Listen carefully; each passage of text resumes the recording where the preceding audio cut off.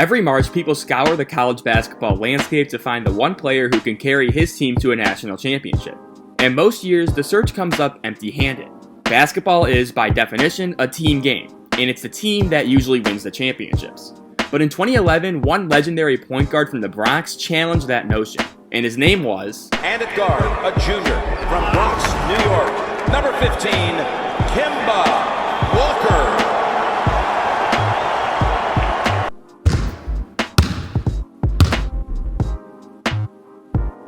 UConn's run to the title was improbable. As one of the least experienced teams in the country outside of Kemba Walker, expectations were relatively low, especially after missing the tournament in 2010.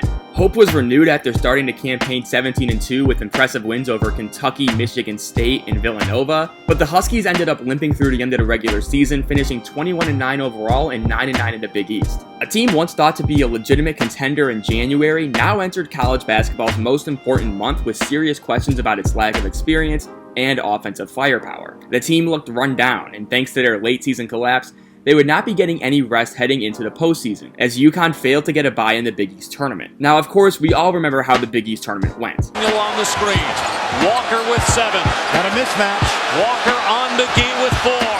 Kemba Walker, step back, Walker, cardiac Kemba, does it again, UConn wins at the buzzer! Winning 5 games in 5 days, Kemba Walker and UConn ran through the Big East tournament, bolstering their momentum and earning a 3 seed in the West region of the NCAA tournament. Despite UConn's hot streak, Vegas still put the Huskies' odds to win the whole thing at 35-1, good for the 14th best odds in the field. Of course, Connecticut won the national championship, and Kemba Walker took home the Most Outstanding Player award and went on to be a lottery pick and an NBA All-Star.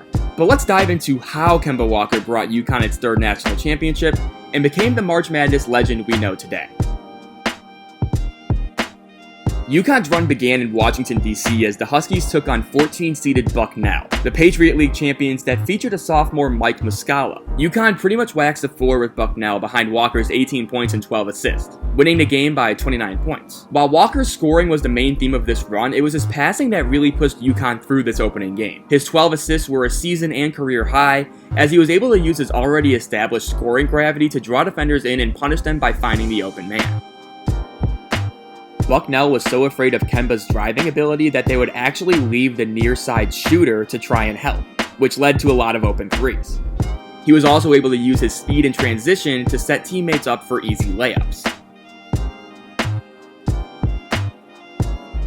In the second round, or the third round if you want to go by official NCAA terminology, when they tried to rebrand the first 4 as the first round and then it confused everyone to absolutely no end, but I digress, UConn took on conference foe Cincinnati, and if that sounds weird, it's because it was. Typically, the bracket makers try to make sure teams from the same conference don't play each other until later rounds. But in 2011, the old Big East was so good that they had 11 teams in the tournament, making it virtually impossible to avoid early conference cannibalism. In their first game against each other in late February, UConn won by 8 on the road, with Kemba Walker and Jeremy Lamb combining for 33 points. But of course, this one had much higher stakes. This game was all about the mid-range jump shot for Kemba. He torched Cincinnati in the first half, going on a personal 8-0 run to keep UConn in the game early. He also killed Cincinnati at the line, going 14 for 14 from the stripe. In the second half, Walker continued to make an impact scoring the ball. Watch here how he hit this clutch 3 to put UConn up 8 with under 4 minutes left. And while Kemba was obviously limited in his defensive impact, that didn't stop him from jumping the passing lane and getting a key steal late in the game. Here's what Kemba had to say post-game. Performance tonight. I'm sure you won't tell me exactly what was up, but you had a wrist situation, maybe a thigh. How did you will your way through it? Well, I'm always getting hurt. It's nothing new, and I just want to win so bad that I let it all. I rest on it. I wait to the end of the game. After their win over Cincinnati, UConn made the trip to Anaheim for the Sweet 16 to take on Kawhi Leonard and the 2nd-seeded San Diego State Aztecs. Walker started slow, but he still impacted the game with some hustle plays. Like here, when he presses the ball, forces a turnover in the backcourt, and nutmegs a defender while sitting down, leading to free throws for Alex Oriaki. Walker's first field goal didn't come until midway through the first half, where he was able to use his elite lateral quickness to backdoor a defender for an easy layup. Here's Bill Raftery breaking it down. Just a great understanding of step and cut. You just relax a little, lose your balance, move up, and a pretty good defender in Franklin, and yet clever anticipation. This led to a flurry of off-ball scoring from Walker, primarily because of the presence of freshman guard Shabazz Napier. who would of course go on to lead UConn on his own incredible March run just 3 years later. When Shabazz was on the floor, it allowed Kemba to relax a little bit, leading to a lot of these walk-up threes in transition. UConn also ran a lot of set plays for Walker off the ball, like this double pin down leading to an open three. In the second half, Walker scored twice early on back-to-back ball screens, but the Aztecs hung around and took a 4-point lead with a little under 10 minutes to go. But then the infamous Jamal Franklin bump happened, which awarded Kemba 2 free throws, which cut the lead to 2. And that opened the floodgates. Kemba proceeded to score 12 points in the final 9 minutes, these baskets coming from his patented dancing style, giving him 36 for the game and 22 in the second half alone. UConn was off to the Elite Eight.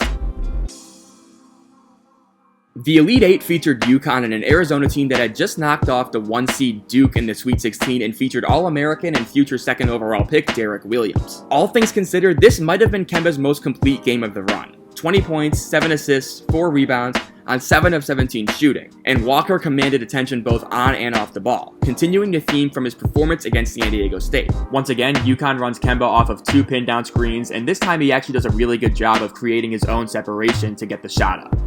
And here's some Kemba isolation magic, shaking his defender and finishing over the top with a nice mid-range jumper.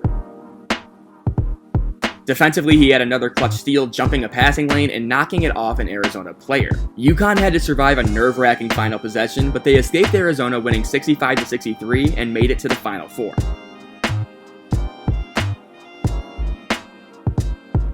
In the Final Four, UConn met Kentucky, a team they had beaten earlier in the year in the Maui Invitational, thanks in large part to Kemba's 29-point, 6-assist performance. The Final Four game was a much more low-scoring affair than their first encounter on the islands. I'm sure the Maui Rims contributed in round 1. And Walker had a shaky start, committing 2 turnovers on back-to-back possessions early in the game, and struggling to finish at the rim early. Once again though, Walker's first non-transition field goal came off the ball, with UConn running this roll and replace action to get Kemba an open 3. The first half continued with UConn nursing a small lead for the remainder of the half. Walker had this nice and 1 in transition where he broke down his defender and got to the rim.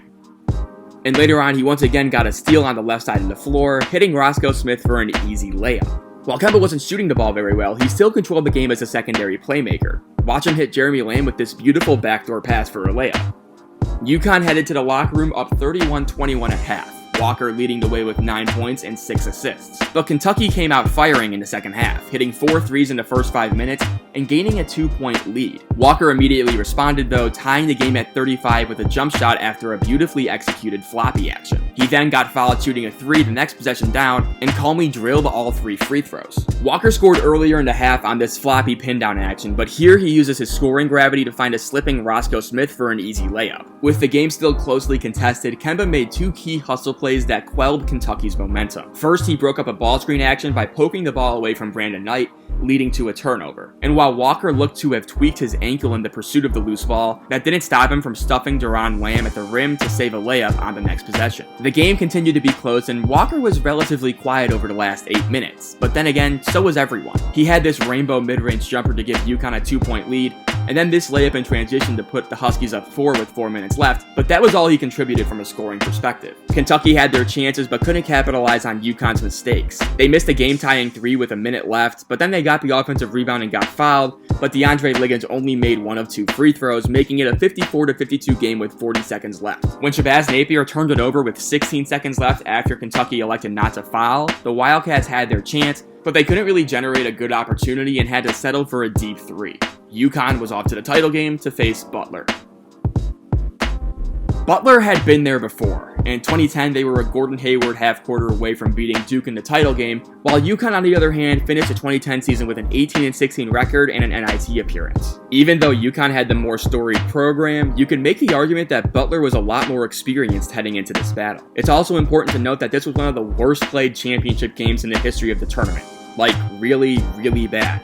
Spoiler alert, UConn won the game, but as a team, they shot an abysmal 34.5% from the field and only scored 53 points. But Butler somehow managed to play even worse than that. They shot an unthinkable 18.8% from the floor, and for the entire game, the Bulldogs only made 12 shots that weren't free throws, and finished with 41 total points. Are you okay? I'm fine, I just threw up in my mouth a little bit. The combined score of 94 points was and still is the lowest combined score in a championship game since 1949. So yeah, this wasn't a barn burner, but Kemba still played as well as the game allowed him to. After a quiet start to the game, Kemba went on a 5-0 run for UConn, knocking down this jumper out of a ball screen, and then darting down the floor in transition for an and one. He later drilled a mid-range jumper off an inbounds play before being sidelined for the last 3 minutes of the half with 2 fouls. All in all, Butler took a 3-point lead into halftime, but neither team looked like they deserved to be there. The second half saw UConn take back the lead, spurred by Kemba Walker and Jeremy Lamb. The Huskies actually opened up a double-digit lead with around 10 minutes to play, thanks to Walker's acrobatic layup off a cut, and UConn never really looked back. Again, there wasn't really a whole lot of action in this game, and it's been called the worst national championship game in the history of the NCAA tournament. But when the buzzer sounded, it marked the successful end of one of the greatest individual tournament runs in NCAA history. For the entire tournament, Walker averaged 23.5 points, 6 rebounds, 5.7 assists, and a steal and a half per game. He also played in 231 of a possible 240 minutes, and this was indicative of Walker's entire year. Kemba's 1,543 minutes played during the 2011 season remains the highest number ever since 2009. What Walker was able to do tested the perceived limits of how far an individual could take a team in the tournament. Think about this. UConn's second leading scorer in 2011 was Jeremy Lamb at 11.1 points a game, while Kemba averaged 23.5 points a game for the entire season. That's a difference of 12.4 points per game. I went back through the NCAA tournament archives and found that the scoring margin between Walker and Lamb is the largest scoring gap between a champion's leading and second leading scorer since Danny Manning and Milt Newton in 1988. Since Bart Torvik started tracking college basketball in 2007, Walker's usage rate of 31.5% is the highest of any national championship winning player other than Louisville's Russ Smith in 2013. And while I don't wish to discredit any of UConn's supporting players, it's highly evident that Kemba's individual greatness propelled this team to unprecedented heights. I've spent the years following Kemba's run trying to learn something from it, but after a lot of time reflecting, I think I've realized that we can't really learn anything. Kemba's magical march was so unique and so one of a kind that I doubt there will ever be anything like it again. Sure, there have been some worthy attempts like Carson Edwards in 2019, but even he couldn't close a deal and win the entire tournament.